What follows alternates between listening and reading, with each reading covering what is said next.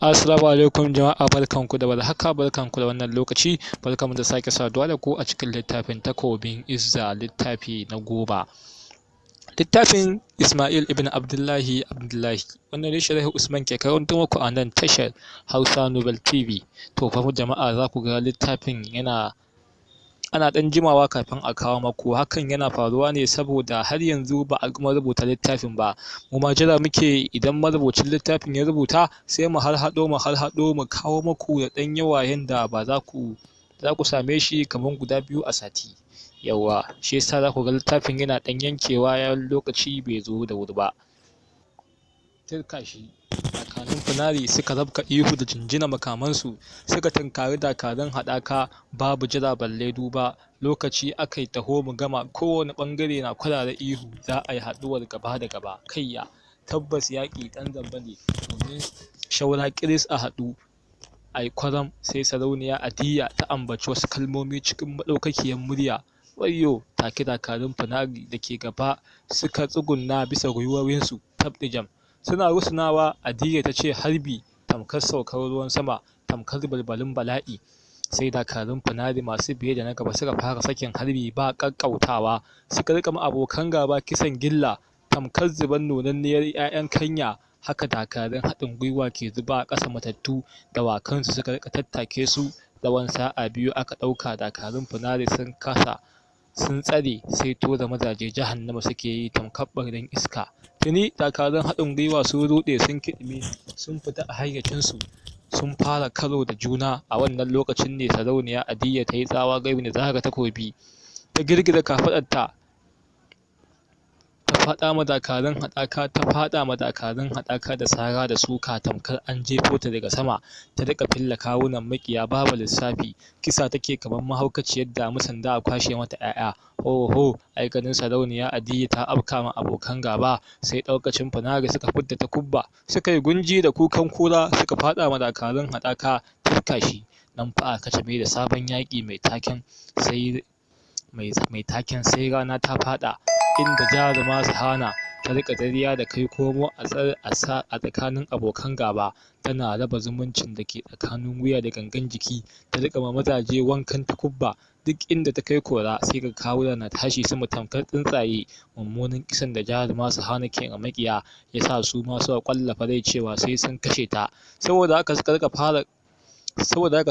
fara kanta kamar ita kaɗai ce a filin dagan. Ana cikin dambarwar nan ne wanda kare ya kwarara mata sara a kan ya fashe, jini ya feshi. Tsabar ƙarfin saran sai ga ta ƙwalla ihu gami da sakin takobinta kamar ƙiftawan ido. A tare wasu dakaru biyu suka soka mata mashi a gadon baya.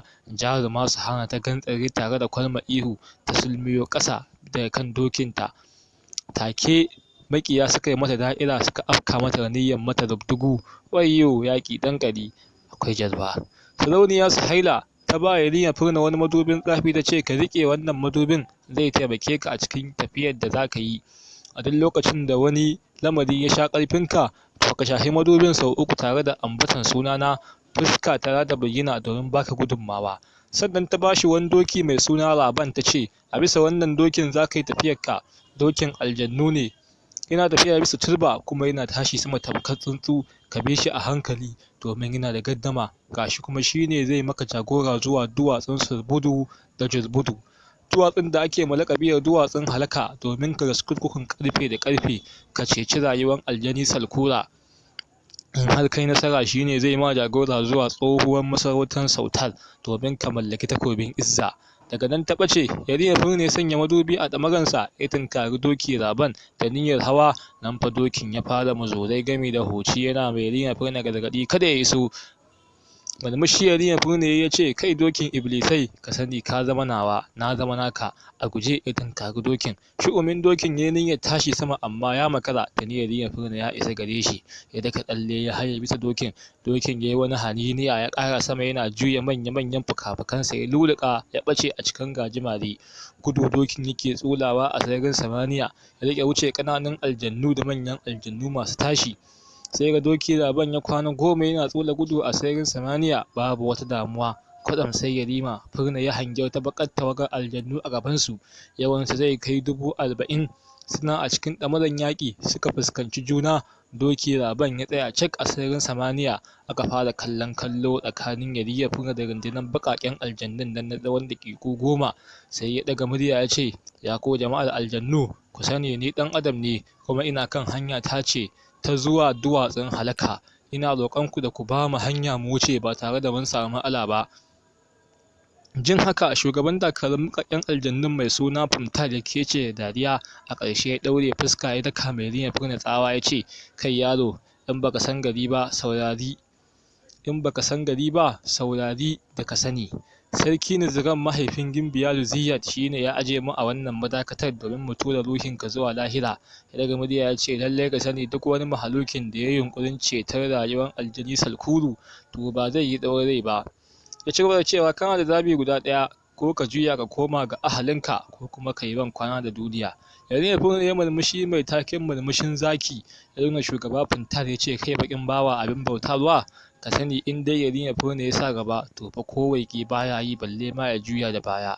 Ya zara takobi ya ce, na rantse da kaifin takobi na, duk wani halitta mutum ko aljan da ya yi yunƙurin shiga tsakanina da burina to ni ne ajalinsa. Ya daga murya ya ce, a shirye nake da in gwabza da mazajen duniya akan cikar burina, domin babu wani mahalukin da ya isa ya dakatar da ni.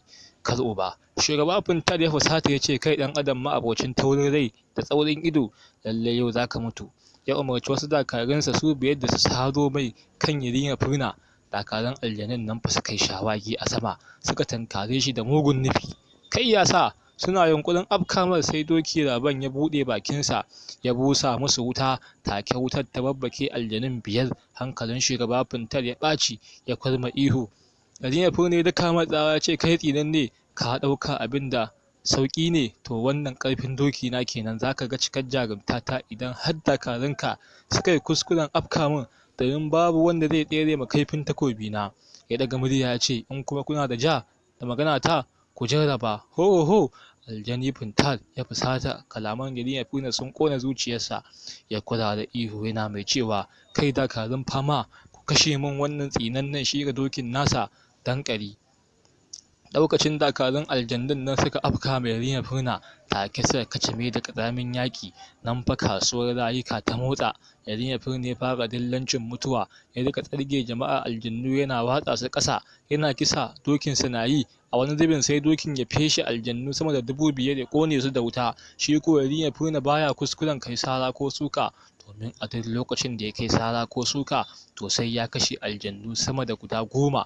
Tun sararin samaniya ta rikice da ƙaran haɗuwan takubba, jini ya riƙa zuba tamkar ana ruwa.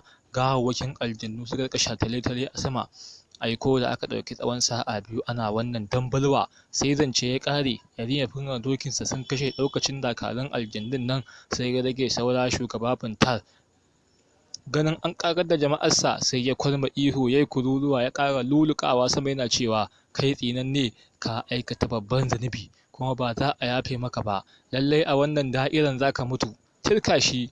Ya yi yunƙurin guduwa amma sai doki Laban ya buɗe bakinsa. Take harshensa ya yi waje, ya yi tsawo tamkar doguwar igiya, ya ɗauro aljani Puntland da ke yunƙurin gudu. Cikin zafin nama aljani Puntland ya zaro wani dogon mashi ya soke harshen doki Laban. Wani masifaffen zafi da zugi ne suka ratsa ilahirin jikin doki Laban. Ba shi da ya saki aljani Puntland ya kama juye-juye a sama saboda azaba. Shi ko shugaba Puntland ya yi niyyar guduwa amma ya makara, domin tuni Yarima ya fidda baka da kuri ya zuba mai kiɓau har 7 a sassan jikinsa. Aljani fa ya tsara ihu, take ya kama da wuta ya ƙone ƙurmus. Shi ko doki Laban bai dawo hayyacinsa ba sakamakon sukan da shugaba Puntland ya masa. Tsabar wuya ya kasa kada fuka-fukansa, dole ya yi ƙasa tsulum suka dira a wani ƙaton birnin aljanu masu tsananin tarin yawa kamar ƙasa. Diransu ke da wuya jama'ar aljannu suka kewaye su. Suka yi musu da'ira gami da zuba musu idanu. Jama'ar aljannu suka ci gaba da taruwa suna yawa har sai da yawansu ya kai miliyan 10. To fa a sannan ne aka fara buga wani tambari. Kwatsam sai ga wata sarauniyar aljannu mai tsananin kyau da tawagarta suka bayyana tsakiyar aljannu. Baki ɗaya aljannun da ke wannan waje suka yi sujjada ga wannan kyakkyawar sarauniya. Kyakkyawar sarauniyar ta ƙare mai Yarima kallo ta ce, kai banu Adam, kai ba aljani ba ne? ta yaya aka yi ka mallaki abin hawan aljannu, sannan wani dalili ne ya sa ka ɗira a birni na ba tare da neman izini na ba. Yarima Furna ya ce, da fari ina baki haƙuri kasantuwar na shigo birnin ki ba tare da izini ba, amma batun abin hawa wannan bai shafe ki ba, domin mallaki na ne. Sarauniyar ta murmushi ta ce, babu tantama na tabbata sharafar jarunta ce ke ɗibar ka, ji kake za ka iya gwabzawa da koma waye. Ta girgiza kai ta ce, alhalin kai ba kowa bane face kaskantaccen mutum, abin farautar sarakuna. Kalaman sarauniya sun harzuka Yarima Furna, ya daka mata tsawa ya ce, ke ‘yan mata ki iya bakinki kuma ki riƙe darajar masarautanki, in kuwa kika yi ƙoƙarin wuce iyaka ta hanyar muzanta ƙabila ta. Ya zara takobi ya ce, to za a yi zubar jini a birninki. Ya nuna ta da tselin takobi ya ce, kuma ke ma ba za ki tsira ba makaifin takobi na ba. Sarauniyar ta bushe da dariya, a ƙarshe ta ɗaure fuskanta ya baƙin ƙirin, kyawun ta ya gushe, ta yi tsawa ga jama'a ta ce, mazaje ku kama shi. Tabdijam, tuni wasu furɗan dakarun aljannu suka watsa mai Yarima Furna sarƙa, suka yi mai ɗaurin huhun goro, suka ja shi a ƙasa har fadan birnin turka shi. Sabuwar duniyan kenan, domin yayin da aka shiga da Yarima Furna cikin fadan, sai ya nemi ya zare domin tsananin kyan fadan. An ƙawata fadar da kayan karau irin na jinnu, an cika fadar da ɗirka-ɗirkan kujeru na alfarma, duk wani kwano ko kofi da ke wannan fadan to na zinare ne turka shi. Duk da Yarima Furna yana ɗaure ne, sai da shauƙin fadan ya kama shi, ya ji kamar a ce shi ne jama'arsa suke kai komo a cikin wannan ƙatuwar masarauta mai kama da aljannan duniya. Sarauniyar ta murmushi ta ce, ya dai kaga daular duniya ku, to ka sani wannan fada an gina ta ne da dukiyar mutane da aljannu masu buri irin naka. Ta wani murmushin ita ta ce, ba burinka shine zuwa duwatsun halaka ba domin ka ceci rayuwar aljani Salkuru, aljanin da ya fi kowa sauri a duniya? Ta ci gaba da cewa, to mu ma mun ƙirƙiri wannan birni ne domin tare ire-irenku, muna ƙwace dukiyarku, kama daga abin hawanku, ɗamararku, zubuna, takubba, garkuwa da duk wani abin da kuma mallaka, a ƙarshe mu jefa ku a rijiyar halaka. Sarauniyar ta miƙe ta ce, dokinka, takubbanka, ɗamaranka da komai naka ya zama mallakin wannan masarautan, sannan za ka zama abincin albasun cikin rijiyar halaka. Ta ci gaba da cewa, amma kana da zaɓi ɗaya, shine ka gwabza yaƙi da shaiɗanun da ke cikin rijiyar halaka, kai galaba a kansu, ka fito a raye, to na ma alƙawarin barinka a raye, kuma zan dawo ma da kayanka da muka ƙwace. Duk kallon da wannan sarauniya ke yi mai Yarima Furna, yana ta yunƙurin ƙwacewa, burinsa ya tsinka sarƙar da aka ɗaure shi da ita, amma a duk lokacin da ya motsa, sai ya ji sarƙar ta ƙara tamke shi. Sarauniyar ta umarci dakarunta su kai Yarima Furna kurkuku, zuwa gobe a jefa shi a rijiyar halaka. Tuni dakarun aljannu suka yi gaba da shi, aka kai shi wani ƙuntaccen ɗaki aka jefar da shi. Ko da Yarima Furna ya tsinci kansa a wannan ɗaki, sai ya tuna da madubin da sarauniya Suhaila ta bashi. Da sauri ya laɓi ɗamaransa ya ɗauko madubin, ya shafi madubin sau 3 tare da kiran sunan Suhaila. Sai ga fuskanta ya bayyana a madubin, fuskanta babu annuri, ta ce, kana cikin babban matsala, ka sani sunan wannan masarauta Shuraima, sunan sarauniyar birnin Salfa'u, baƙar aljana ce kuma 'yar fashi ce ta gado, domin mahaifinta shine sarkin ɓarayin duniyar aljannu, ya gagari sarakunan aljannu, ya addabi attajirai, shine ya gina wannan birni ya cika ta da tarin dukiya, amma 'yarsa Salfa'u ita ce ta kashe shi ta hanyar shayar da shi guba, ta haye karagar mulkinsa, ta gaje tarin dukiyarsa, sannan ta cigaba da sana'ar mahaifin da, wato fashi da makami da kuma ƙwace. Yarima Furna ya ce, alaƙar wannan birni da kuma rijiyar halaka da sarauniya Salfa'u ta ambata. Sarauniya Suhaila ta ce, wannan rijiyar a ciki abin bautansa yake, wani tsohon gajimare ne wanda ƙwanƙwamai suka hau kansa, shekarunsa sun haura 10,000, yana da 'ya'ya 7 iblisai masu tsananin haɗari da shu'umanci, su ne suke ƙara masa sarauniya Salfa'u shu'umanci da shaiɗanci. Ta ci gaba da cewa, da akwai mafita da babu yadda za a yi ka shiga wannan rijiya, amma fa babu mafita domin baka da wani ƙarfi ko tsafi da zaka tsere ma wannan ƙaddara.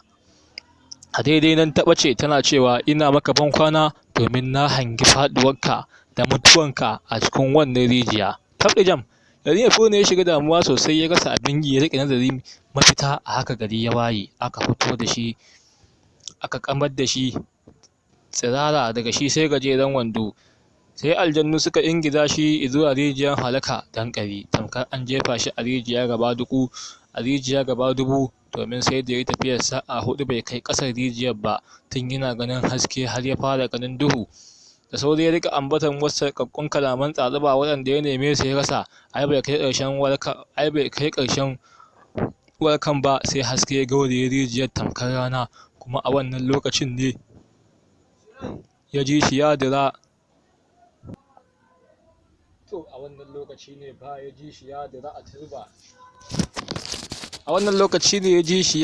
a turba.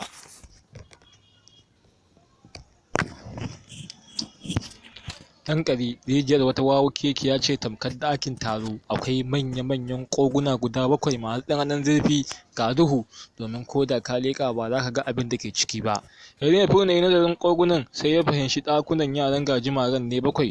To ina ne makwancinsa? Dankali tamkar dama jiransa ake yi wannan tunani. Kawai sai wani wawukeken rami yawan zurfi zududu. Yayin ya furna ya ja baya kwatsam gajimaren ya fito a cikin ramin a siffan ifiritin aljani mummuna mara kyan gani. Gajimare ya ƙura mai ya furna idanu yana kallonsa cikin mamaki da ta'ajjubi. Ba komai ya sanya tsohon aljanin mamaki ya face ganin ya furna kyam lafiyarsa kalau, babu abin da ya same shi.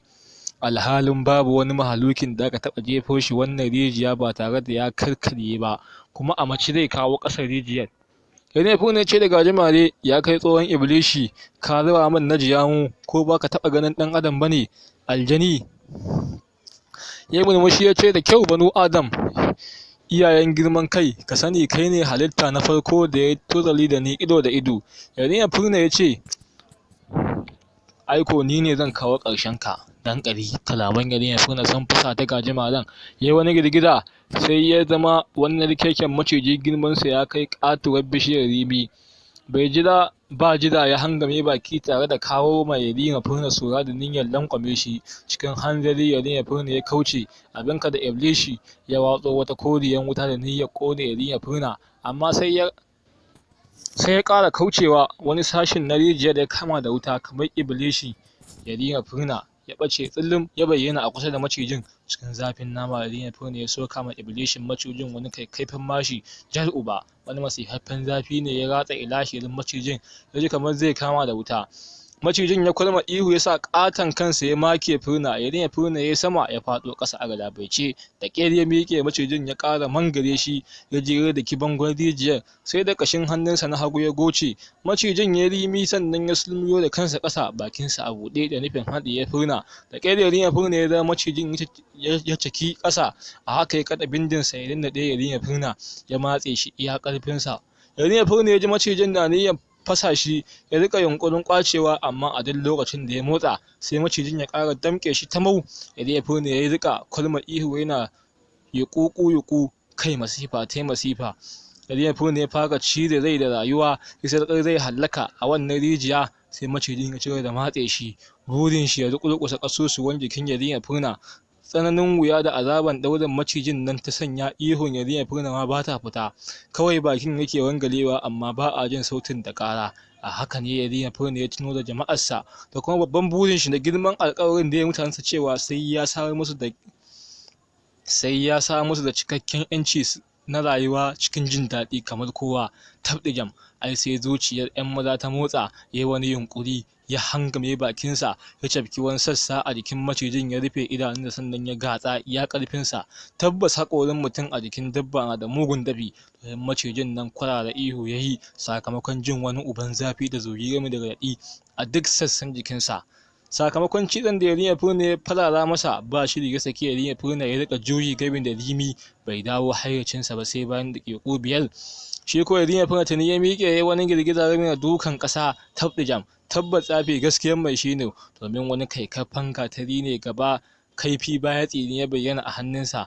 A fusace macijin ya tunkaro Yanefu, shi ya macijin ya nufo gadan babu tsoro ko fargaba. Suna haɗuwa macijin ya kawo duka da kansa mai kama da dutse.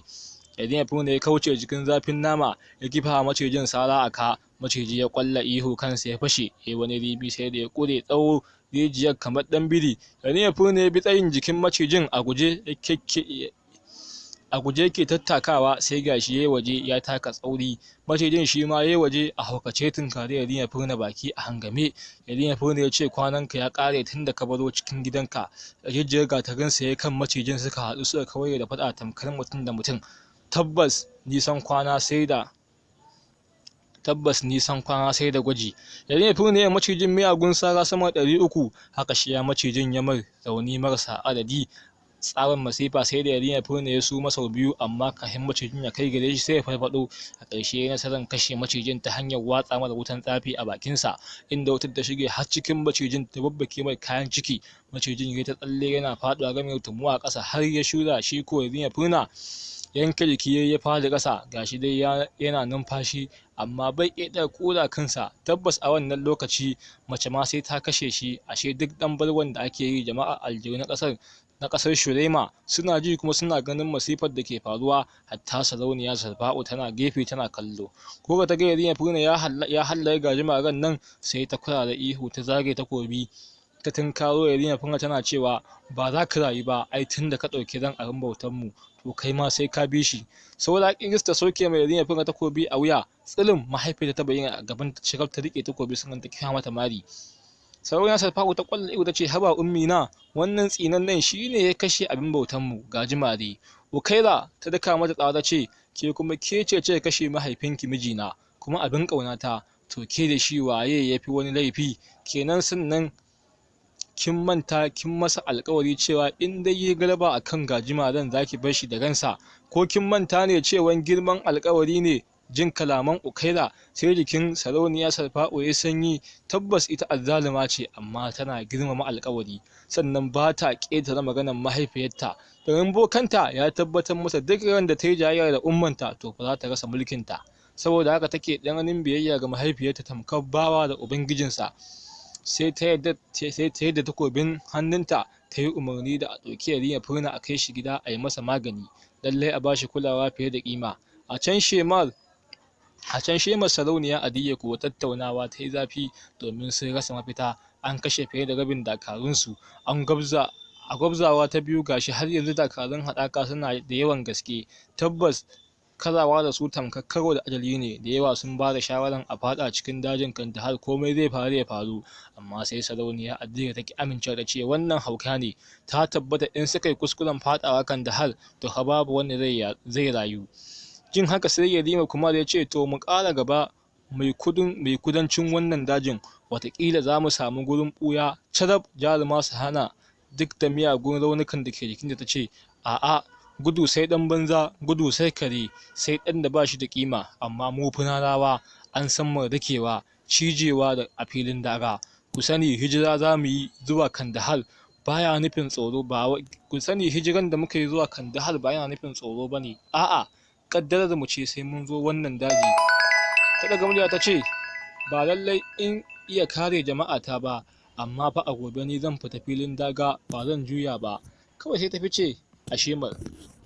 To jama'a, a nan muka kawo ƙarshen wannan shiri a cikin littafin Takobin Izza, littafi na 10 wanda ne Shirya Usman ke karanto muku a nan tashar Hausa Nobel TV.